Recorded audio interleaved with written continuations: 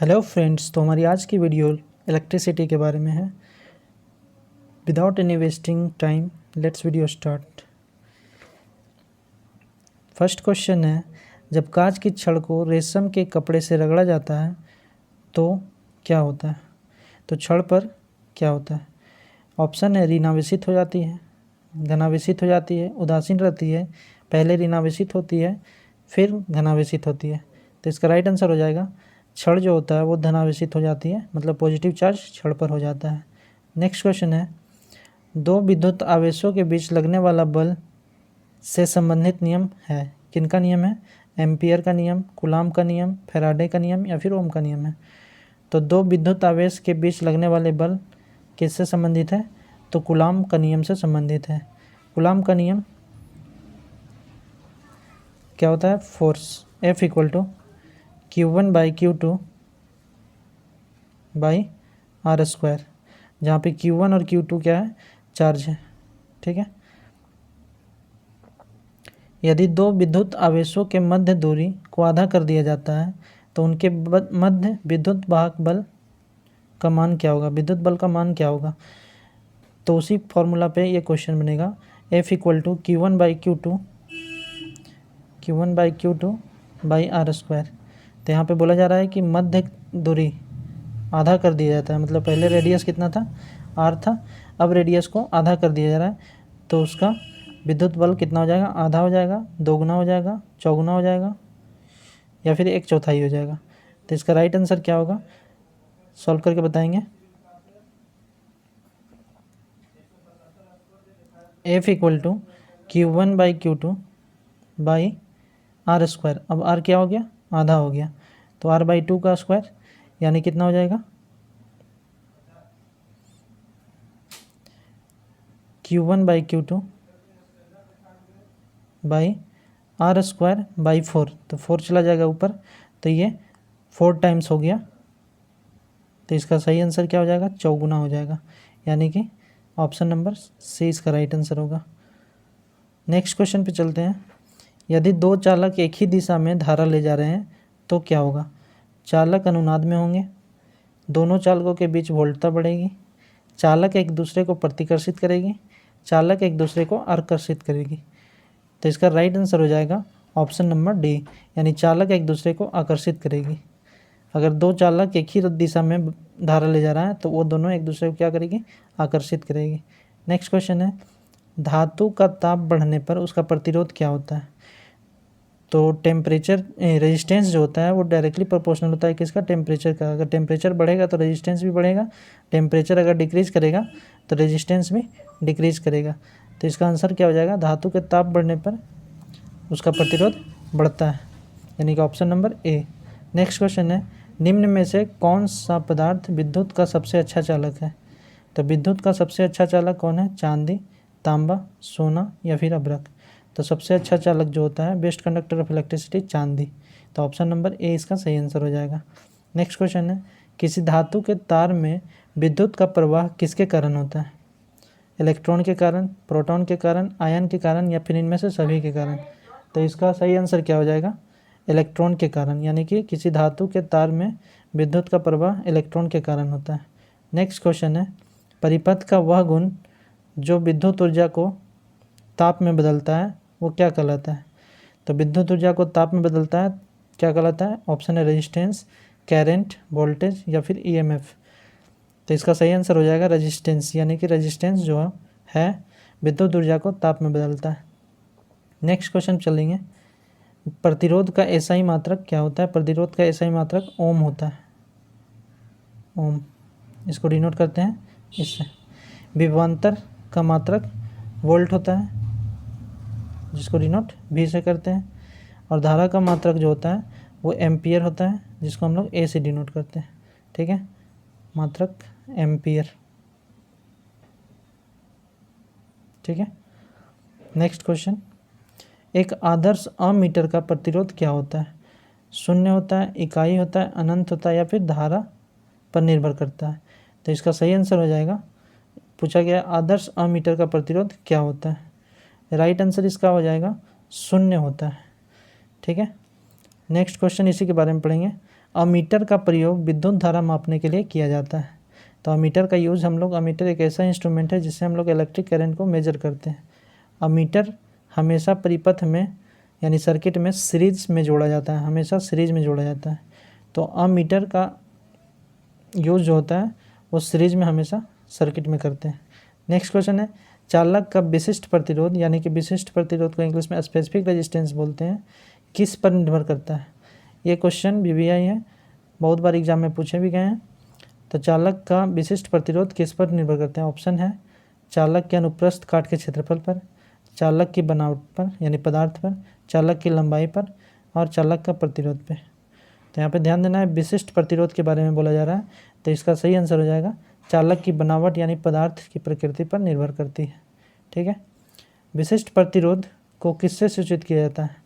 तो विशिष्ट प्रतिरोध को हम लोग रो से डिनोट करते हैं। ठीक है, विशिष्ट प्रतिरोध या फिर इसी को प्रतिरोधकता भी बोला जाता है, स्पेसिफिक रेजिस्टेंस या फिर इसी को रेजिस्टिविटी भी बोला जाता है। इसका SI यूनिट यानी कि मात्रक क्या होता है, तो ओम मीटर होता है। क्या होता है, ओम मीटर। तो ओम मीटर इसका राइट आंसर हो जाएगा। रो का फॉर्मूला एक होता है स्पेसिफिक रेजिस्टिविटी का, स्पेसिफिक रेजिस्टिविटी रेजिस्टेंस जो होता है उसका एक फॉर्मूला होता है रो L/A। तो यहाँ पे ये जो रो दिख रहा है यही रेजिस्टिविटी होता है। नेक्स्ट क्वेश्चन पे चलते हैं, यदि किसी तार की त्रिज्या आधी कर दी जाए तो उसका प्रतिरोध क्या होगा। तार की त्रिज्या अगर आधी कर दी जाए तो उसका प्रतिरोध क्या होगा। आधा रह जाएगा, 2 गुना हो जाएगा, या फिर 1/16 गुना हो जाएगा, या फिर 1/4 हो जाएगा। तो इसका सही आंसर हो जाएगा 1/16 गुना हो जाएगा। कैसे, तो अभी जो फॉर्मूला बताएं उसके यूज़ करेंगे हम लोग। तार की त्रिज्या क्या कर दी जा रही है, आधी कर दी जा रही है। तो R = क्या होता है, रो L/A। ठीक है, इसको हम आगे सॉल्व करेंगे। R = row L/A। A मतलब A πr² होता है एरिया। ठीक है, एरिया ऑफ क्रॉस सेक्शन का फॉर्मूला πr² होता है। तो रेडियस को क्या कर दिया जा रहा है, आधा कर दिया जा रहा है, यानी πr/2। रेडियस को आधा कर दिया जा रहा है, इसका स्क्वायर करेंगे। क्वेश्चन क्या था, तार की त्रिज्या आधी कर दी जाए, तो इसका आंसर आधी कर दी जाए तो उसका प्रतिरोध क्या होगा। आगे बनाएंगे, तो त्रिज्या आधी कर दिए, आगे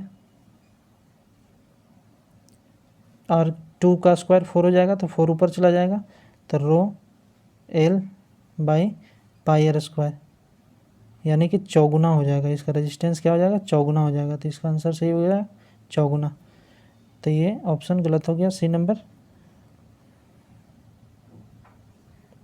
क्या हो गया,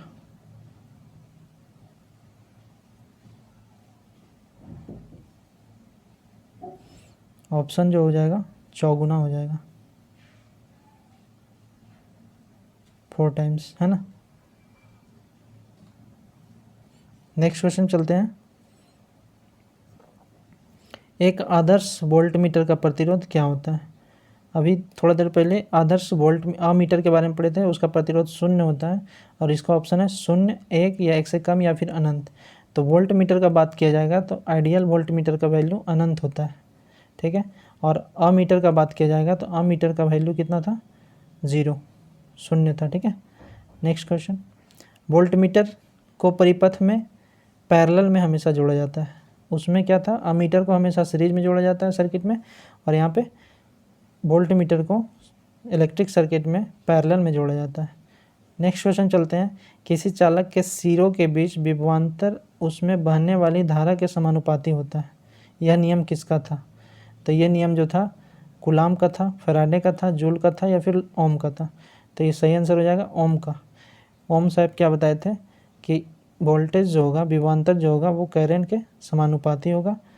ठीक है, उसके बाद भी अगर प्रोपोर्शनल हटाएंगे तो एक कांस्टेंट आता है आई आर। आर क्या होता है, रेजिस्टेंस। तो आर कांस्टेंट हो गया, तो ये फार्मूला ओम्स लॉ से बना था। तो ये किसका नियम हो जाएगा, ओम का नियम हो जाएगा। नेक्स्ट क्वेश्चन पे चलते हैं, एक कार की बैटरी में प्रयुक्त विद्युत अपघट्य होता है। और hydrochloric acid, sulphuric acid, nitric acid या फिर आसुत जल। तो इसका राइट आंसर हो जाएगा सल्फ्यूरिक एसिड। कार की बैटरी में सल्फ्यूरिक एसिड का यूज़ किया जाता है विद्युत अपघट में। नेक्स्ट क्वेश्चन चलते हैं। लोहे के ऊपर जिंक की परत चढ़ाने को क्या कहते हैं? गैल्वेनाइजेशन, इलेक्ट्रोप्लेटिंग, आयनन या फिर इनमें से कोई नहीं। तो इसका सही आंसर हो जाएगा गैल्वेनाइजेशन का प्रोसेस बोला जाता है। फ्यूज तार की विशेषता क्या है? फ्यूज तार जो होता है उसका क्या विशेषता होता है? उच्च प्रतिरोध उच्च गलनांक, निम्न प्रतिरोध निम्न गलनांक, उच्च प्रतिरोध निम्न गलनांक और निम्न प्रतिरोध उच्च गलनांक। तो फ्यूज तार जो होता है, जिसको हम लोग घरों में अपने सेफ्टी के लिए यूज़ करते हैं, घरों के अप्लायंसेस को बचाने के लिए जो यूज़ किया जाता है फ्यूज तार, वो उच्च प्रतिरोध और निम्न गलनांक होता है, हाई रेजिस्टेंस होता है और उसका मेल्टिंग पॉइंट कैसा होता है? लो होता है। नेक्स्ट क्वेश्चन चलते हैं। फ्यूज तार जो होता है वो किस पदार्थ का बना होता है? तो फ्यूज तार जो होता है टीन और सीसा का मिक्सचर होता है। टीन और सीसा का बना होता है। पीबी प्लस लेड, पीबी और एसएन, ठीक है। पीबी से लेड हो गया और एसएन से टीन हो गया, ठीक है। नेक्स्ट क्वेश्चन चलते हैं। तड़ित चालक बनाए जाते हैं, लोहे के बनाए जाते हैं, एल्युमिनियम के बनाए जाते हैं, तांबे के या फिर इस्पात के? तो तड़ित चालक जो होता है वो तांबे के बनाए जाते हैं। इसका यूज कहाँ पे किया जाता है? तो घरों के ऊपर, छत के ऊपर लगा दिया जाता है ताकि बिजली गरजने पर या फिर बिजली गिरने पर इसको बचाया जा सके तड़ित चाल के यूज से। नेक्स्ट क्वेश्चन है। विद्युत ऊर्जा को यांत्रिक ऊर्जा में बदलती है, विद्युत ऊर्जा को यांत्रिक ऊर्जा में कौन बदलती है? तो विद्युत मोटर, ट्रांसफार्मर, डायनमो और फिर इंडक्टर। तो इसका सही आंसर क्या हो जाएगा? विद्युत मोटर जो है विद्युत ऊर्जा लेती है और यांत्रिक ऊर्जा में इसको परिवर्तित कर देती है। ट्रांसफार्मर और डायनमो, डायनमो क्या होता है? डायनमो जो होता है वो विद्युत ऊर्जा को, यांत्रिक ऊर्जा को विद्युत ऊर्जा में कन्वर्ट करती है, डायनमो। Next question. किलोवाट घंटा किसका मात्रक है? ऊर्जा का, शक्ति का या फिर इलेक्ट्रिक चार्ज का, इलेक्ट्रिक करंट का? तो इसका सही आंसर हो जाएगा एनर्जी का। किलोवाट आवर जो है वो एनर्जी का यूनिट है। Next question. 1 किलोवाट में कितना जूल होता है? तो 3.6 into 10 to the power 3 into 10 to the power 6 joule होता है 1 किलोवाट आवर में। या फिर इसी को लिख दिया जाता है, 3.6 होता है, 3.6 into 10 to the power 6 joule होता है। और इसी को एक और लिखता है 36 के पावर 50, 1 2 3 4 5, तो 36 पे 50 जूल, ये भी कभी कभी लिख देता है और ये भी लिखा हो रहता है ना। Next question. किरचॉफ्स का धारा का नियम जो है किस पे आधारित है? द्रव्यमान संरक्षण पे, ऊर्जा संरक्षण पे, संवेग संरक्षण पे या फिर इनमें से कोई नहीं? तो किरचॉफ का धारा जो नियम है वो ऊर्जा के संरक्षण पे आधारित है। तो ये इस सेशन का लास्ट क्वेश्चन था। अगर वीडियो पसंद आए तो लाइक करें, शेयर करें और सब्सक्राइब करें, बेल बटन को दबा दें ताकि पल पल का वीडियो का अपडेट सबसे पहले आपको मिले। Thank you. जय हिंद, जय भारत।